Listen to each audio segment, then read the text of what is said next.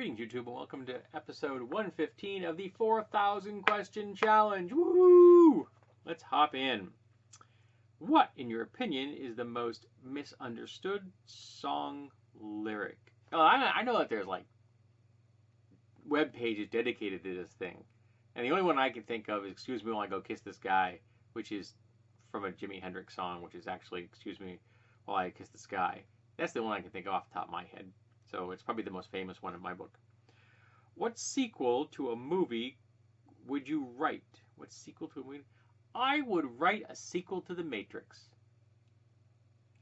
Have you ever written a story about yourself? Not really. Are you a fan of unusual music or films? I guess so. I mean, I guess it all depends on what you mean by unusual. There's some really avant-garde stuff out there that I've never gotten into. But like, I love the album Bonk by the Big Pig, and that is pretty obscure. As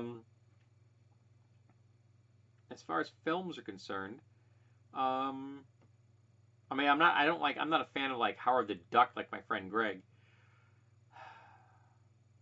And I've stumbled upon a few really strange things in my day, but I don't know if I'm a fan of really obscure stuff. I don't think I am.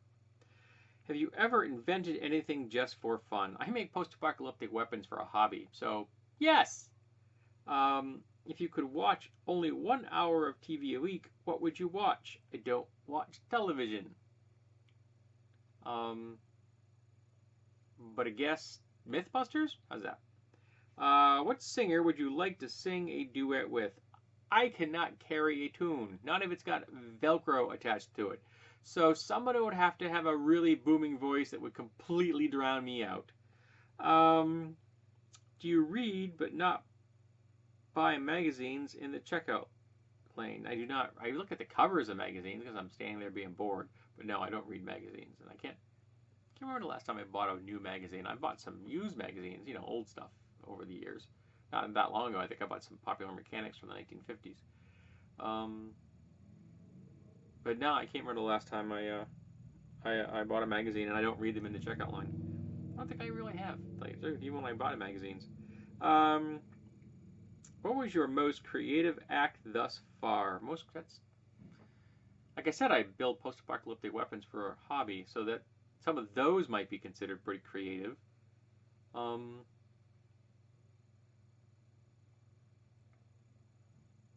not sure what my most creative act is. I do this for a hobby, right here. That's pretty creative. It's kind of strange. Not to mention the series I'm working on at this moment, 400 videos, that are going to amount to hundreds of hours of content. Not to mention the 4,500 plus videos I already have on my channel. I have no idea how many I'll have up and live by the time this video goes live. So I guess my entire YouTube of war would be considered my most creative thing. And lastly, daily journal. Would you write censored or uncensored if you knew future generations would read it? Well, this is kind of my daily journal. And one of the reasons I created this YouTube channel is to make a copy of me, so that after I'm gone, my wife will have this as a reference. Anytime she wants, she can click on a video, and there I'll be. And for the most part, this is very uncensored. There are things I have not shared, my actual name, my actual address, things like that. And I've hidden facts about other people in the same way. But when I talk about my mental illness and that my past as an abused child and someone that survived sexual abuse, that's the truth, and that's me. So this is fairly uncensored. This is me, and these answers are coming from the heart.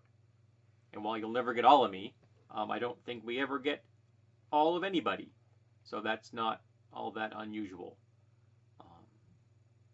I don't know if there will be future generations watching these. It'd be kind of nice if somebody keeps YouTube alive, so that my nephews could look at this someday, or there really would be the option of 100 or 200 years from now that someone could look back, if they wanted to, could watch my entire collection of videos and get to know me in a way that they may not be able to get to know someone else who was alive and breathing in 2019, who was born in 1964. That would be kind of cool. I don't think it's going to happen, but it would be kind of cool. But I don't know anybody that's completely uncensored. I really don't, even autobiographies or not. So this has been episode 115 of the 4,000 Question Challenge. Thank you for being here, and I hope that you will stop by to watch 116.